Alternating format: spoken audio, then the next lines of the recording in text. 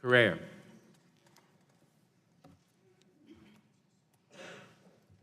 Thank you, Mr. Chairman. Good afternoon, sir. I wanted to ask you about your enforcement priorities. One of my jobs here in Congress is to serve on the Department of Homeland Security. And within that job, one of my most important critical jobs is to make sure our citizens are safe, to protect our nation against terrorist threats.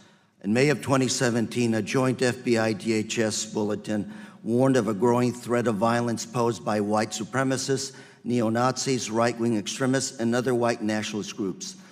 An extensive study of terrorist plots between 2008 and 2016 found that plots and attacks by white nationalist groups in the U.S. outnumbered the threats by Islamic extremists 2 to 1. White supremacist groups have been aggressively recruiting in our college campuses, and violent incidents involving these groups have more than tripled since 2017. More than 100 people have been killed or injured since 2014, and more than 60 in 2017 alone by these alt-right groups. Sir, just very basic question. Do you believe that white nationalism, white supremacists, extremists, or right-wing groups in this country pose a threat? Yes, I do. Is it growing? Based on that report issued by the FBI, I have no reason, as I sit here today, to disagree with it. Do you believe that the administration is placing enough of an emphasis, enough resources allocated, dedicated to stopping these kinds of homegrown terrorist attacks?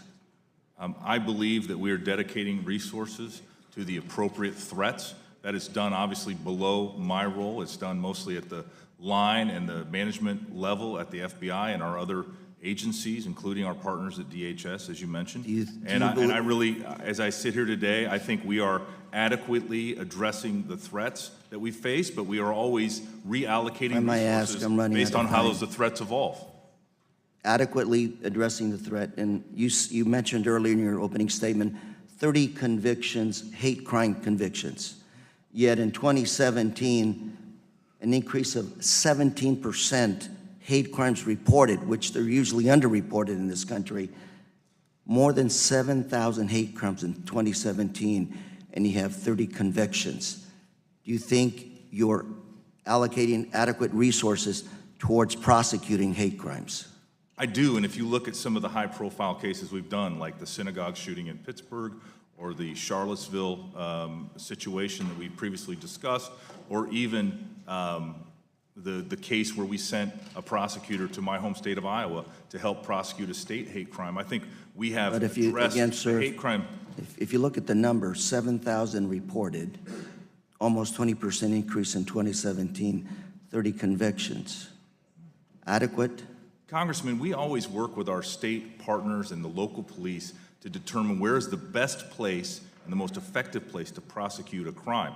And so to suggest that somehow that those victims of those crimes don't receive the proper justice, I think would be a I think I'm looking at it from relative, we're looking at foreign terrorism, and yet are we ignoring domestic terrorism? No, we are not ignoring that. So are we allocating the equal or more resources to domestic versus foreign, yes or no? Or again, Congressman, we allocate our resources based upon the threats and where the federal government should deploy those resources.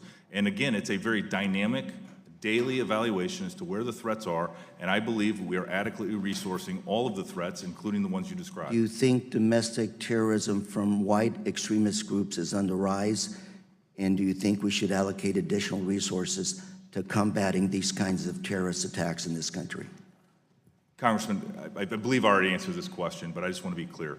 I agree with the FBI's assessment. I'm sorry, I didn't hear your answer. Okay, well, I believe with the FBI statement that those crimes are on the rise. I also believe that we have adequately deployed our resources on a daily basis, dynamically, as required by those threats. And I have seen it based on my intelligence briefings that I participate on almost a daily basis, and I know that the FBI and the other federal law enforcement agencies are adequately resourcing these threats in addition to all the other threats we face. It is a target-rich environment when it comes to law enforcement and making sure that Sir, I'm running out of time, but I'm going to say we're going to continue to look at this in Homeland Security because I believe that we're missing the ball here. In 2017, DHS terminated grant funding to look at some of these issues of domestic terrorism. We have to keep addressing this issue. Lives, the safety of our citizens is at stake. Mr. Chairman, I yield.